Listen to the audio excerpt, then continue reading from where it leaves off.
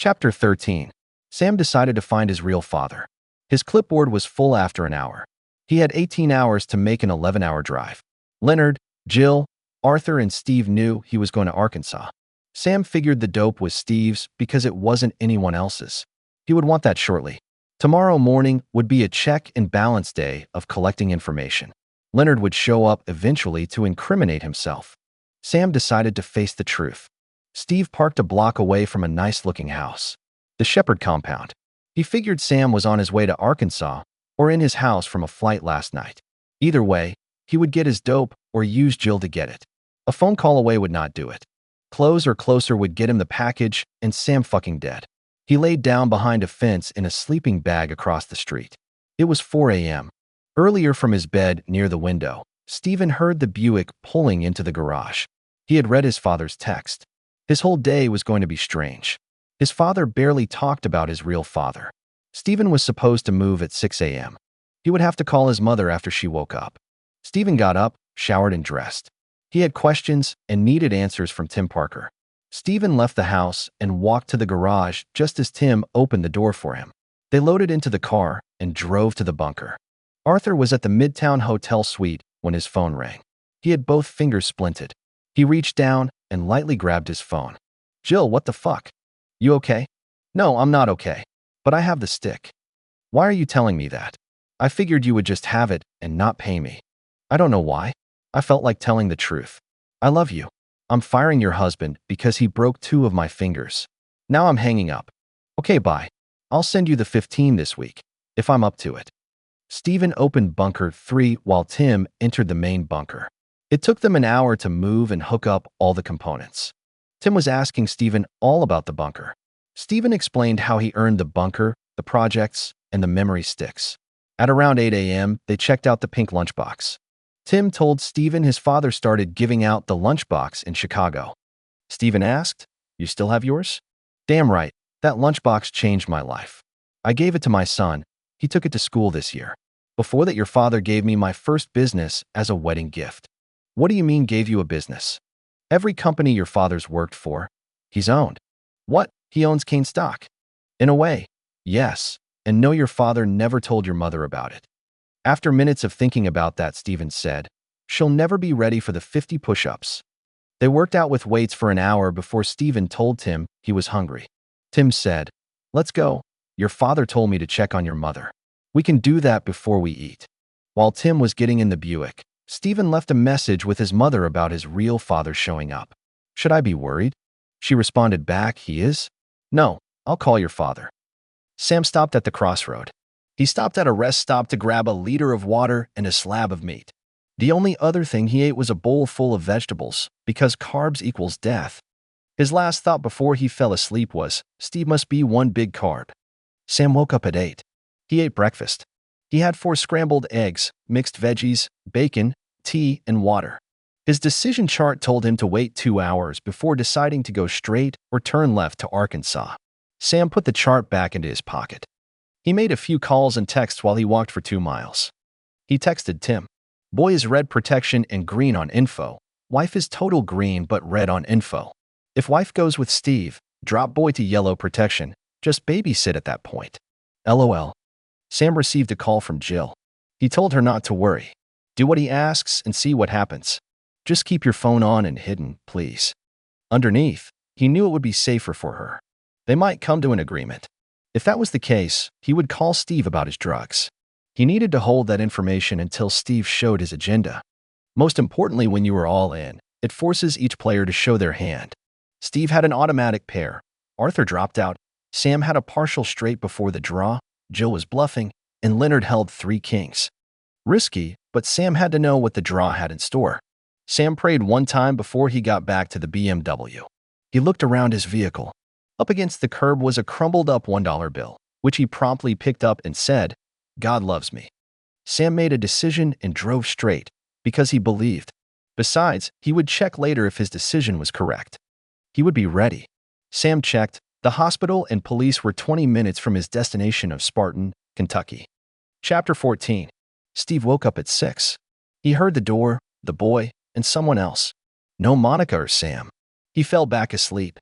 Around 9, The boy and the huge guy from Portland parked out front. He was still huge and unapproachable. They talked with Monica out front. Steve knew her new name. He just couldn't say or think it. They left. She said, "I'll be careful." But she wasn't. She was dressed and sat on the front porch. He waited. It freaked him out when she yelled, "Steve, it's Jill. What do you want?" Sam was almost into Kentucky. He stopped and checked all his gear.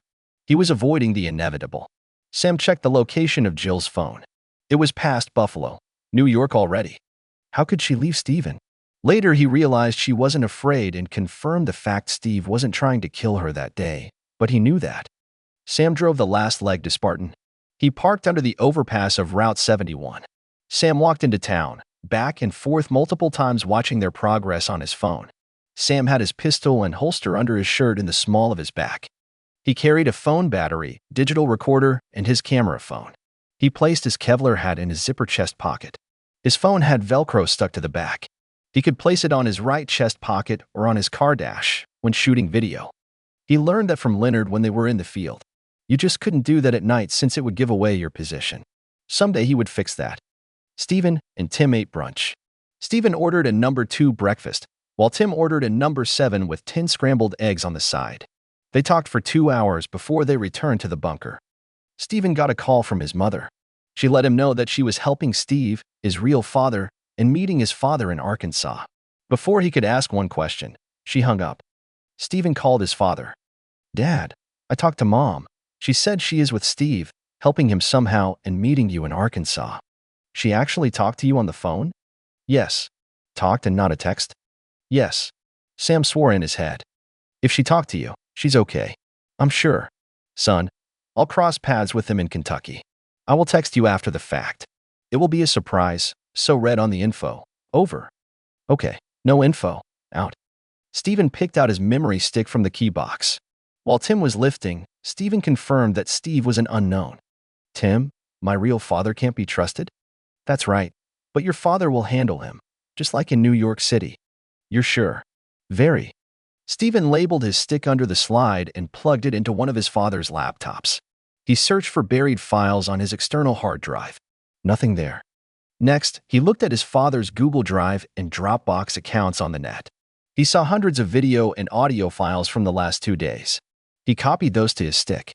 As backup, he added himself to share with these accounts. He would check later at home. He wanted to see updated files from the family visit in Kentucky. Steven hooked up the headphones and listened to an audio file. The first few seconds was air. "Steve, do what you want. Just quit moving your hands. We are not supposed to know each other. Sam is dead." Steven realized he might have to fly to Little Rock. He downloaded copies of his father's documents from a file labeled Z Documents. He knew his father never stopped with the humor. His father told him many times to never worry, because he always had another queen in his pocket, the chess piece that moved in every direction. So, when you start with 2 queens, they never see it coming or know what to expect. Steve was very surprised Jill decided to help him. That was until she said it would cost him $2,000 before they left, and another 2 after he got his package. About 2 hours into the trip, Steven called her concerned. When she hung up, Jill mentioned to Steve that he might be able to see him someday. He knew she was lying. That was her thing. Chapter 15. Leonard caught a flight out of New York City Sunday evening to Arkansas. He had appointments with several executives starting Monday. That, coupled with the fact Steve and Sam were going to collide near Cincinnati, he sent Steve a snapshot showing him their positions with instructions to watch out for him. "Handcuff and chain Jill to the back seat. Have your gun next to you and your gear bag ready. Steve, Sam will hold back. Make sure you don't." Coming out of Cincinnati, Steve was feeling stressed with the traffic. Earlier, they stopped for dinner. On their way out, he made Jill get in the back. He chained and cuffed her in the back seat to the front seat anchor. It was the most comfortable. Steve thought he was done with Leonard, but he came through. He was scared, but not knowing Sam was coming toward him would have been worse. He had Jill as leverage. It was bothering him that she was calm, like she knew it was over for him. Sam noticed Jill's phone was off. He panicked. He went over the reasons why. Somehow Steve knew he was here. His phone was secure, and he didn't have time to check his car. He trusted Steven and Tim, while Jill never planned anything. Arthur and Steve were background noise. Leonard was still in. That fucker was still in. Sam wasn't completely ready for an all-out war against Leonard, but he would be. Sam checked Jill's work phone and found it was on. He had 5 minutes. With the new intel, his plan sucked. He thought Leonard was relying on the crapshoot method of the unknown. Sam thought Leonard was poking the opportunity, when in reality, he was serious. Leonard was going to be there until Steve would create enough battle to take him out of commission. Arkansas would be the battlefield. Steve spotted Sam first. Sam was looking down and shaking his head. Steve would just run him over, find his car, and get the dope. He saw Sam look up and take off running across the 4-lane highway. He just missed him and slammed on the brakes. Steve threw the car in park while skidding. They jolted to a stop. He slowly opened his door and leveled his pistol. When Sam turned around at the guardrail, he squeezed the trigger. Right lower lung and broken ribcage. Sam fell to his knees. Sam waited for more shots. He couldn't breathe. Steve stood and took aim, then his arms dropped. Sam didn't understand. Steve was standing like a zombie. He was trying to arc his back to help raise the gun. Steve opened one eye and Sam felt some power bring him to his feet. Sam slipped over the guardrail and looked for cover. If he made it, he would look for help. He felt warm, like in a dream. Sam could hear Jill screaming. The dream ended when Sam made it 200 yards to the town church's red door. He couldn't walk anymore. His hands and feet were swollen. Sam stood there feeling a tight grip on his upper body. Things seemed bright all around him. He felt every hair follicle on the top of his bald head. Sam said, "Shit, I'm going to die on a church step. God, I'm here." The door opened. He fell through the entrance to his hands and knees. Sam threw up clotted blood. Somehow, he felt better and was breathing easier. His chest hurt as he started crawling down the aisle. The church service just started when Sam appeared on the floor. The back pew of people saw Sam and stood up. Sally Mae thought she heard her husband say, "Fucking hell." Sally asked him, "What did you say?" "I said nothing, Sally." Elmer looked at his wife twice. He thought he heard her say, "Looking at that whore in the middle row," and now he's swearing. Her lips were not moving. He looked down at the bloody man and stepped closer to Sally. The row to the side and ahead of him broke out in mumbling and yelling. Women slapping men and men shoving women. Sam crawled. He heard upheaval as he advanced. He was sure no one heard his cry for help. Sam heard a bundle of thoughts while clergy started coming toward him. He heard a faint voice of a woman praying. "I'm lost. What can I do?" The voice behind was sudden and clear. "Get up. Help him now." She moved quickly, helped him up, and half carried him out to her Jeep in the lot. She asked, "What do I do?" Sam thought for a minute. His rib bones were not moving. He brushed long hair back and said, "I'm okay. Take me to your home." Jill was screaming. All she could see was Sam stand up and blood on the guardrail. She couldn't stop wailing or shaking. Sam was gone and Steve was in a trance. Her fear escalated when a man stood by her window. She cried for help. The man was tall with a confident nature. He calmly said, "Stop." Her window was closed, but his voice carried through the open door. She shut up immediately when Steve's body flew into the car and was limp on the front seat. Somehow, she was free of her restraints. The man knelt down and looked in the door.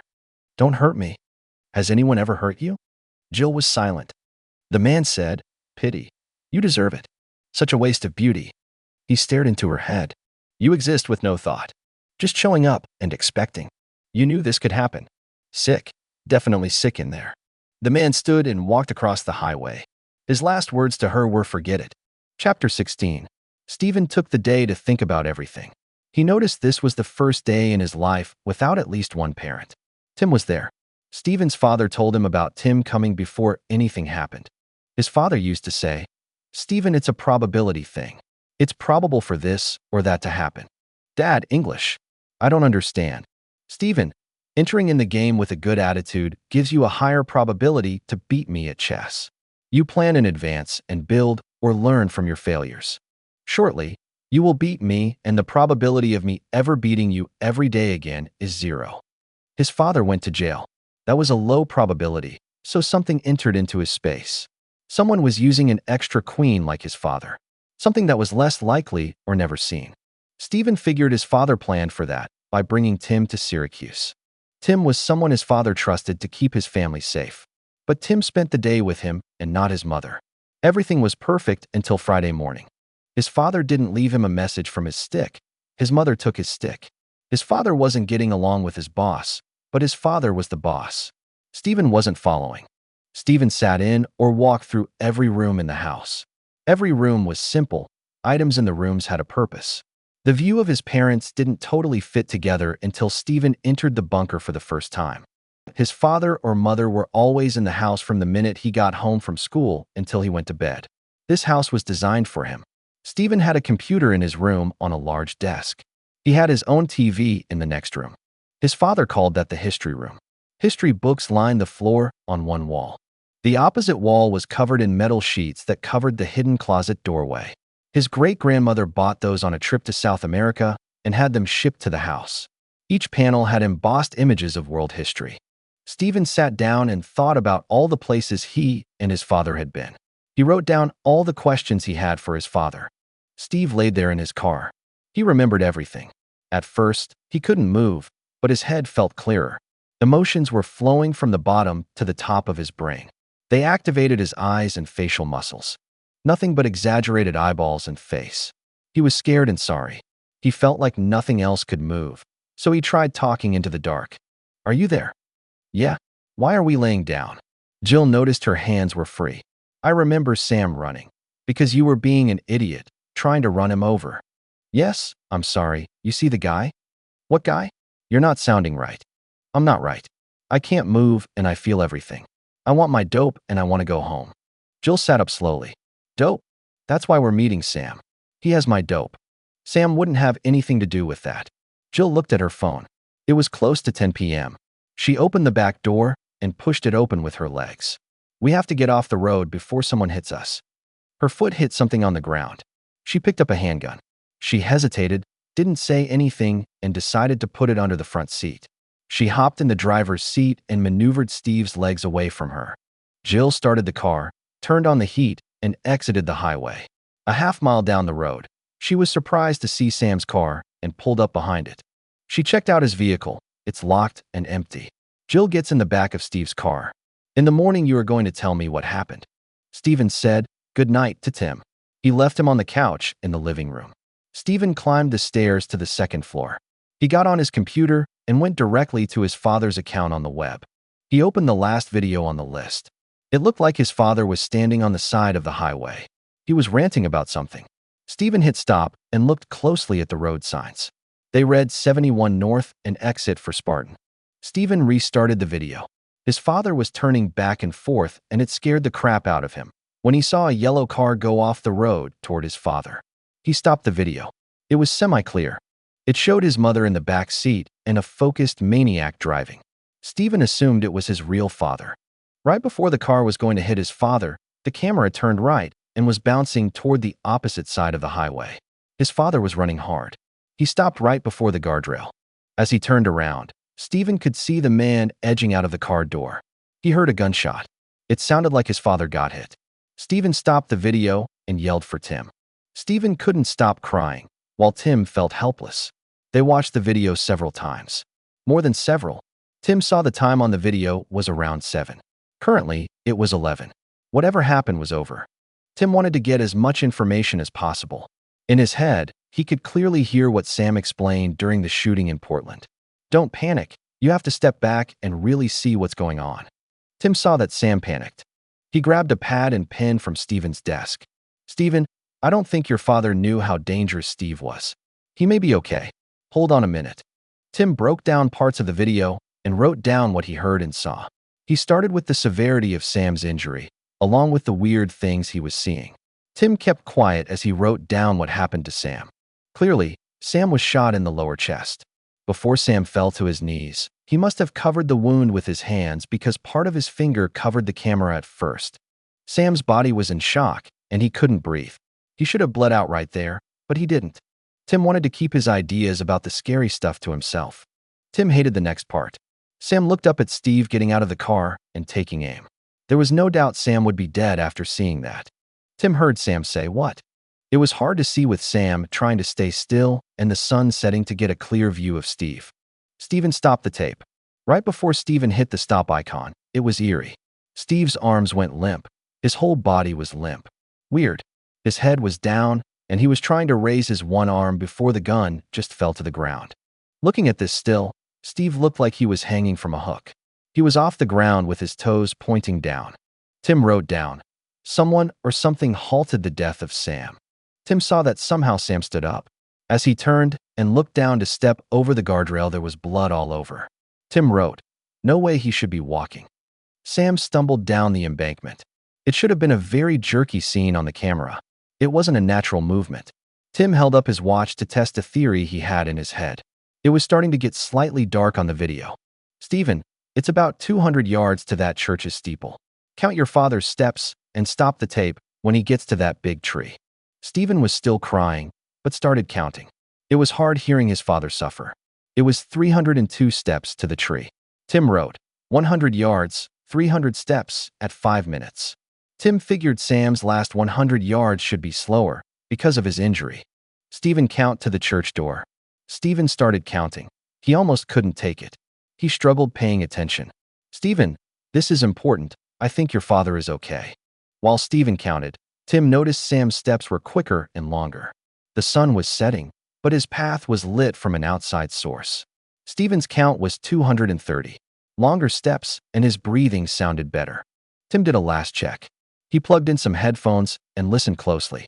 A few yards after Sam went down the little hill, he heard something faint. Tim turned up the volume. Someone about 20 yards behind Sam, in a calm voice, was saying, "You're okay, keep going." Over and over, it was repeated.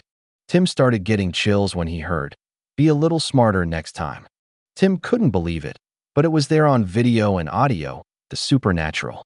"Stephen, he's good, I'm sure." Chapter 17. Tim took out his phone and found what he was looking for. He dialed the church rectory. Stephen texted his father, "Dad."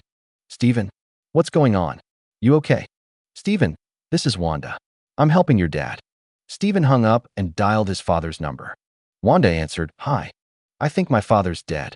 "Well, he doesn't look dead.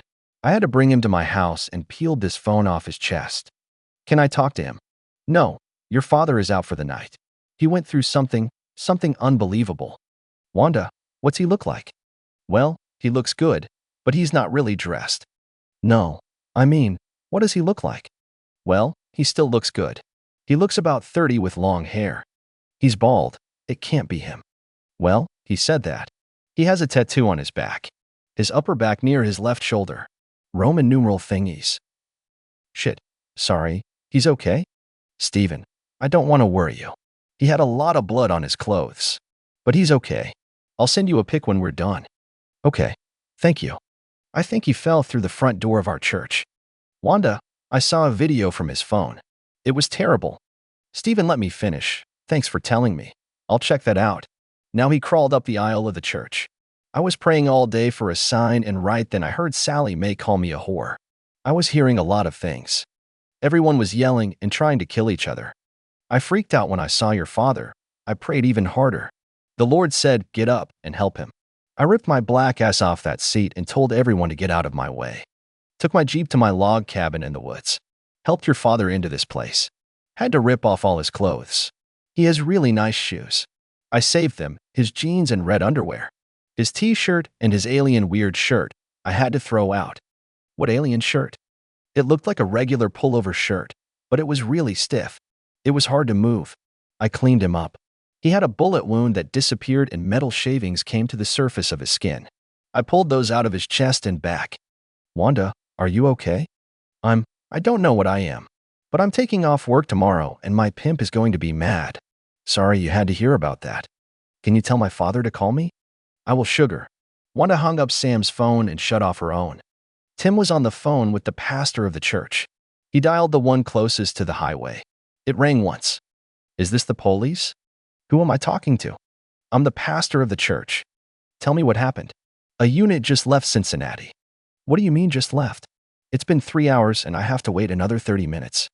"Sir, you said someone was hurt. Do they need an ambulance or medical assistance?" "Well, they left. He was all bloody, but then seemed better and walked out with Wanda." "Wanda who? What's her address?" "No one knows where she lives. She's new to church, but has lived in a log cabin somewhere a few miles away." "Sir, I have to go. I'm going to track down Wanda and check the local hospitals. Can you leave the light on for our unit?" "I guess." "Lastly, does she head out east to go home?" "I guess she does." "Thank you, Father." Leonard settled into his hotel suite. He received a complimentary room and entertainment voucher from the front desk, which means he got a free executive room and always expected a $200 money order from a corporation that was interviewing him. He explained it was a retainer to know they were serious about hiring him for his extensive skill set. Leonard had 3 interviews over the next 3 days and $600 waiting at the desk. Leonard learned some of the selling techniques from Sam. Sam would tell him everything has 6 degrees of separation. Leonard, you can fix a problem and buy or sell anything in 6 phone calls or less. It was a good rule to follow. Leonard's average was making $1,000 per call when he made a sale. Leonard unpacked his bags and waited for his entertainment to arrive. He checked his phone and noticed Sam and Steve were parked on the side of the road off an exit in northern Kentucky. He thought, maybe they killed each other. He decided to check their positions in the morning after his first interview. He knew what to do in any case. Wanda sent a photo of his father to Steven. She felt sorry for the boy, especially after she watched the video on Sam's phone.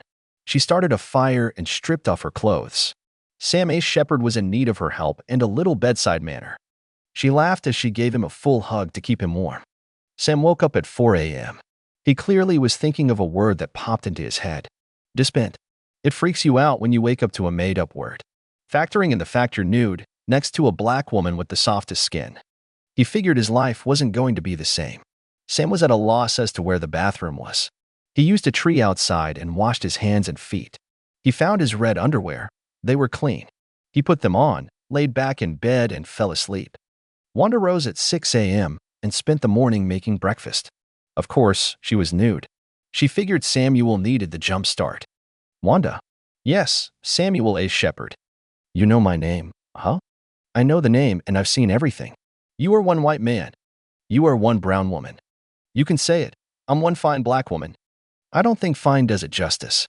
Wanda said, well, get ready. She turned around and did a quarter turn. She bent over and touched her toes and looked straight at his face. Wanda, God help me. Well, you know me now. Come over here and sit in your chair. I want to sit on your lap. I can feed you breakfast while you tell me all about it. Sam called Steven and told him he didn't know what happened. I will call you later this afternoon when I'm on the road and you're out of school. Yes, I'm more than okay. Love you too. Steven, I'm shutting down the phone when I hang up. You can leave me email and I will go live when I have a plan. Should be by 3 when I get on the road. I will answer any questions then and send you my plan. Sam hung up the phone. His intentions were to sacrifice himself and force the issue. After last night and hidden thoughts that came to him, he didn't have a choice. Wanda and Sam talked for 3 hours. They were in agreement that they both were looking forward to changing careers. They got dressed and decided to have lunch in town. Sam borrowed a past boyfriend's shirt and cowboy hat. As he was putting on the hat, Wanda said, Sam, don't panic. Sam finished putting on the hat. What? Your hair is receding. Son of a bitch. Chapter 18. After Steven talked to his father, he let Tim know he was going to the bunker for half an hour before he went to school. He pulled his bike out of the garage and made sure his bike lock worked. His father told him that he was red until further notice and yellow with Tim. This meant his father trusted him, but no funny business. Steven had the shock of his life last night, and he wanted a clear picture of what was going on with his parents. He knew he would get limited information for himself. He decided to see for himself, one way or another. Steven had all his questions written down, and he expected his father would answer them. That was his father's thing. When Steve woke up, he could hear Jill tapping her nails on the front hood of the Charger. He could move his arms, but it took another 30 minutes to have functioning legs. What happened last night? I called all the hospitals. I thought maybe Sam was hurt. Jill asked, is he hurt? Probably. You don't remember anything? What did you do? Shut up. Where's my gun? You don't have a gun. Steve yanked her to the ground by her hair. Where is it? She pointed at the car. Steve grabbed her hair again. Where? Under the seat. Which one? She pointed again. Pointing straight doesn't tell me shit. He yanked her hair hard. The driver's seat, you asshole. This isn't a game, Jill. If you knew what happened last night or saw that scary guy, you would be shitting your pants. I'm never using this gun again, but if that guy shows up, I will. Steve took out Leonard's gear bag and walked to Sam's car. He pulled out something that looked like a small chisel and pushed it into the trunk lock. He put on a pair of work gloves and turned it. The trunk popped open. No fucking drugs. I guess he was going to ask questions first and start punching later because he was scared to use his gun. Jill, call Sam. Steve threw down the tool in the bag. There is no way he's alive. If he answers, tell him it's a truce. I get my drugs. It will be over. Jill dialed. She started to be scared for herself and the fact that this little trip was a mistake. He's not answering. Jill decided to leave a message. This is Sam. What are you really doing? I'm alive. Tell that fuck to meet me in 2 days near Little Rock. I'll call this evening to confirm. Jill started to panic. She was going to be on the block. He told her she had been on thin ice. Jill, you look white, Steve noted. Sam left a message. He said he's alive. He will call tonight to confirm a meeting in Little Rock for a trade. Good. We are going into town to shake things up because I don't believe it. Jill didn't want to go. Sam and Wanda drove to a small diner in town. Sam agreed to drive. They sat in the last booth. Wanda picked the side facing the door and Sam sat opposite. Cindy, a perky waitress, noticed Wanda had a boyfriend. Cowboy hat, funky shirt, jeans, and expensive shoes. She couldn't wait to hear about this guy. Wanda greeted Cindy and ordered a black coffee.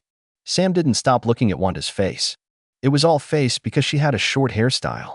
A tear started down his left cheek. I'll have a white hot tea, Cindy. Please pick our meal for us. Cindy left, speechless. Wanda grabbed Sam's hands and waited. Wanda, thanks for being there. Last night was a hammer to the head. Wanda said, I was in shock most of the night. I live alone. Married guy shows up, and I couldn't hump his brains out. Sam smiled. You made an impression, though. Sam, can you offer me a job? They sat, looked at each other, and ate. Will you take a job if I offer you two? Sam asked. I will. What, 2 jobs? Sam explained the future and his intentions to test the future out of his. He told a story that appeared in his head last night, where his wife decided to branch out. Wanda understood that, because it was a woman thing. He told her that on New Year's Eve, Jill just stayed her distance at midnight.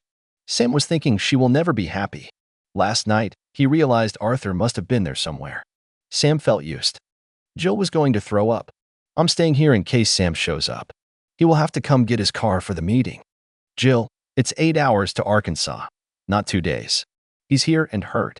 Now shut the fuck up and get in the car. Steve was going to town to get something to eat and see if anything happened last night in this dinky town. He would probably have to make his way across that field to find Sam dead. Call Sam and leave him my number. You either help me finish this or you can make your way back yourself. Fuck it. Give me his number. She did. Steve pulled into a small gas station. The attendant was young, pumped his gas, and offered free coffee in his office. Steve decided to talk it up with him. I'm passing through. I'm Steve. You live here long? Tom. Yeah, forever. Thanks for the coffee. Where do you get your donuts? Bakery from the city delivers to several counties. We do it for the customers going to work in the morning. On their way to the city, you know? Steve took out a tin, held it up to Tom, and stuck it in the donation jar. He bagged 4 donuts. Steve said, some lady in town said something happened last night in town. You hear anything about that? Well, most people leave town for their jobs. Can't help but hear everything when you pump their gas. So, what happened? Some guy showed up a bloody mess during the church service last night. Created a ruckus because everyone wants a divorce now. Doesn't make sense, but I just listen. Tom, this town have a police department or doctor available? No, and sometimes that's a problem. Steve was thinking he might have to live in a town like this if he didn't find his drugs. They parked in town because Jill wouldn't stop talking about looking every place for Sam. Steve decided it was a good idea before they hit the church. Steve walked down one side of the street and Jill the other. Wanda said, they just pulled over. Ooh, your wife is good looking and she's looking for you. You sure sitting in here was a good idea? Sam tucked his shoes under the bench and checked his back for his weapon as Jill walked into the diner and looked around. She turned right and walked down the aisle looking at each booth. She stopped short when she saw a beautiful black woman talking to a cowboy wearing a gay-looking shirt. As she turned around, she thought about the woman's short hair. It emphasized her face. She had a professional outfit on, pantsuit and nice dress shirt. After Jill left, Sam said, the minute they get in the car, we are leaving. But you're not leaving me? I wouldn't have given you that pre-job bonus if I wasn't serious. Plus, you have my number and know what I look like naked. They left the diner and drove to Sam's car. Sam immediately got out. It took him 2 minutes to find the phone velcroed above the bumper in the wheel well. Sam hugged and kissed Wanda. Like we discussed, drive my car north with the phone to the rest stop before the city. Velcro it under a women's bathroom sink. Then drive anywhere and take a short vacation. No cabin. I will call you at 4 or 5. Sam. Don't say it and don't hesitate. Sam unloaded his bags and gear into the Jeep. He reached down and picked up a canvas bag and a piece of metal that he saw on the ground. This was something he would look at later. Wanda jumped in the BMW and started driving. Sam was right behind her until he took the south exit. Chapter 19. The Charger pulled into the church parking lot, loud and obnoxious. Father Cunningham looked out the window of the rectory. He could see the car didn't have Kentucky or Ohio plates. Now what? He had been up half the night giving a report to the police. He sat there waiting for the interruption. 10 minutes later, they knocked at the door. Father yelled, "Come in, if you have to." He wasn't going to make it easy. Steve asked the sitting priest if he could come in. "I'd rather you just left." "Sir, I'm here to ask about the situation during the Mass last night. Contact the Cincinnati Police Department for that." "Well, I'm here, and I want to hear it from you." Father sat there for a good minute, before Jill cracked. She said, "I think my husband came here last night." "Was he bald?" Father said, "He had long hair." Steve yelled, "Bullshit. Tell me what happened." The priest leaned forward to rest his elbows on his knees. Man fell through the church door, bloody and crawling down the aisle. Had long hair and threw up blood. The whole congregation went crazy. We go to help him, and he stands up perfectly fine and leaves with Wanda. Jill asked, "Who's Wanda?" He tells her, and she runs out of the rectory. Steve let her go. "Father, what does Wanda drive?" "Son, I don't like you. I've said enough. Now get out." Steve had enough information, and he had Sam's phone number. When he left the rectory, Steve could see Jill walking toward the main part of town. He leaned up against the Charger. First person he called was Leonard. "What the hell? You're still in Hicksville, and he's going north," Leonard said. "Seems like you want me to do your dirty work." "I shot him bad. Somehow, he's still moving. I'll check it out and I'll call you on the road to intercept." He left a message saying he wanted to meet in Little Rock in 2 days. "Be available, I may need your input." Wanda drove north. She had the BMW cruise set at 76 miles an hour. It always had to be an even number. Sam said, "Don't hesitate." He also told her how to get things done. "Don't think about me until you are clear." Wanda focused, because it was hard. Sam was genuine and confident, just like her. Wanda drove for 20 minutes before pulling off into the rest area. She got out of the car and took an extra minute to put on her jacket. The time it took would be worth it. It was difficult to go anywhere. The jacket covered up her rack. The form-fitting suit always produced marriage proposals during her job as an escort. She entered the building. Eyes would watch her, and the action would start when she left. Straight to the bathroom. She entered a stall, set the phone and battery on the roll holder, and peed. Sam told her the sink, but she placed the unit behind the bowl to save time. As she left, 2 different men tried to get her attention. She held up her hand and left the building. It was a given. After she walked by, the most popular word said in her direction was, "Damn." Her chest was the appetizer, but her legs and S always closed the deal. In and out in 5 minutes. She decided she would get gas somewhere east. No cabin and no city. She thought Sam would be tortured after this morning. He would save his marriage and have sex the rest of his life, or he would be fair game. Steve ended his phone call and caught up with Jill as she came out of the diner. She was breathing heavy when she hopped in. He left with her. Yeah, he probably fucked her too. Jill called Sam's phone. It went straight to leave a message. Steve shut up. "I don't blame him. You didn't need to help me, and you knew I was trying to kill him in Portland. All you fucking care about is yourself and money." "What are we doing?" Jill asked. "Well, when we get to the overpass, you will see he's gone. You are going to work on meeting him in Little Rock." "Steve. And you can forget any more money. You fucked yourself. The trade will be your only chance to prove he even wants you." Chapter 20. Stephen unlocked his bike and started riding to the bunker. He called Tim to let him know what he wanted for dinner. "Stephen, I'll meet you at home. Steaks and milkshakes at 6. We can talk when you get here. I'm coming at 5 sharp, because my father will probably call. I left the questions I'm going to ask him in my room." Tim was thinking, big explanation for a kid. He would check the video feed from the bunker on his phone. Tim emailed the father, stepped back, still watching close. "You sure about Yellow? The kid is smart." Sam texted back, I sent your SOP, track his phone. If he does get creative, it's not your fault. Right now, you're watching him as a precaution. At almost 13 years old, it is a borderline call. A couple hours on the road, Sam took a right at the fork to Arkansas. Less traffic and less attention when you were driving a pink Jeep. The shirt he was wearing was bad enough, but he would use whatever he could to take advantage of the hand he'd been dealt. He had 2 days to collect what he needed. He couldn't shake the feeling that he had to keep going. He just had to be a little smarter. The route he took missed Nashville and other larger cities. Sam needed time to calm Steve down and deliver the proper information to ensure a safe meeting, and he wanted Jill's decision. The thing about a beautiful woman is that it can be a constant competition to keep her attention. It was like one hurdle after another, and Sam was tired of jumping. Maybe he would just show up, but the future didn't look good when he didn't protect his investment every day. It was what he was good at. Sam knew exactly what to do to deal with all of them. It would take a few things, but he was going to back off and do just one thing, the most difficult thing. Let them walk over the bridge that they built. If they walked, the gloves were off. It's hard to stay out of hell, but delivery of hell, well, that was easy. Sam pulled over.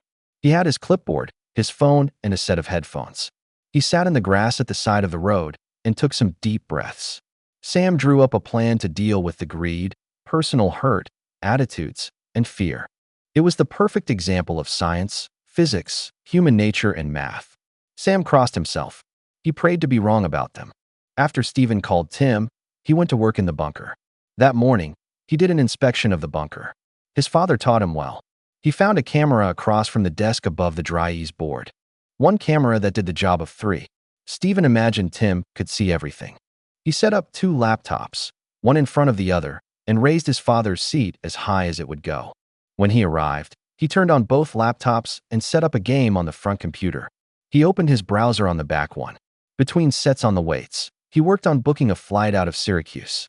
He wanted to be on a flight well before anyone knew he had left school the next day.